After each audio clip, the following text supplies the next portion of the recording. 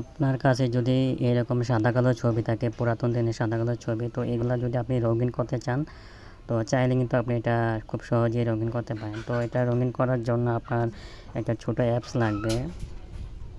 তো সেই অ্যাপসটা হচ্ছে এই কালারাইজ অ্যাপ, ঠিক আছে। এই কালারাইজ অ্যাপটাকে আপনি কোথায় পাবেন?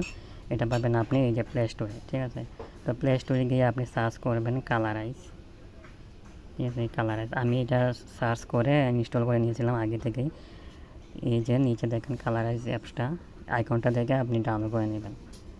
তো এটা আপনি ইনস্টল করার পর তারপর এটা ওপেন করবেন। তো এটা ইনস্টল করার সময় আপনারা কিছু পারমিশন চাইতে পারে, সেই পারমিশনগুলো দিয়ে আপনি ইনস্টল করে ওপেন করে নেবেন। তো আমি এটা ওপেন করে নিতেছি। ওপেন করার পর এটা এখানে অ্যাড ফটো লেখা আছে, যে অ্যাড ফটোটা আপনি এখানে এটা ক্রস করে দেবেন।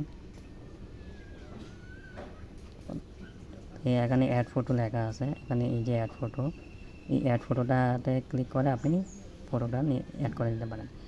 তো এটা ক্যামেরা চালু হয়ে যেতে পারে। তো যদি আপনার হাতে যদি ছবিটা থাকে সেটা একটা পরিষ্কার জায়গায়, আলোযুক্ত জায়গায় এটা রেখে একটা ছবি তুলে নিতে পারেন, অথবা যদি আপনার গ্যালারিতে থাকে অলরেডি সেটা ইম্পোর্টের মাধ্যমে আপনি এটা ছবিটা নিয়ে আসতে পারেন। তো আমি ইম্পোর্টে নিয়ে আসতেছি, ইম্পোর্ট করে। তো এটা আমি ইন্টারনেট থেকে একটা সাদা কালো ছবি ডাউনলোড করছি জাস্ট আপনাদের দেখানোর উদ্দেশ্যে। তো এটা কার ছবিটা আপাতত বলতে পারতেছি না। তো এটা স্ক্যান করবে, কিছুক্ষণ অপেক্ষা করতে হবে।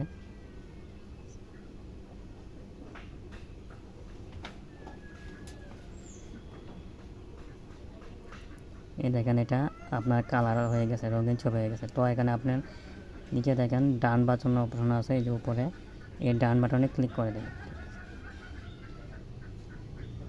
এই যে ফটোটা সেভ হয়ে গেছে। তো এটা আসলে আপনি এখানে উপরে দেখেন অ্যাড আর ওকে এটা লেখা আছে, তো এটা আপনি ওকে করে দেবেন। Cuando entras a pedido ya, entras a tu barrio. তো অ্যাড আসতে পারে, যে অ্যাড আসলে আপনি এটা স্কিপ করে দেবেন, ঠিক আছে। এই দেখেন এটা রঙিন হয়ে গেছে ছবিটা। তো আপনি এটা আপনার গ্যালারিতে সেভ করে দিতে পারেন। তো গ্যালারিতে সেভ করার জন্য আপনি উপরে 3 ডট বাটনে ক্লিক করে করতে পারেন, সেভ করে দিতে পারেন।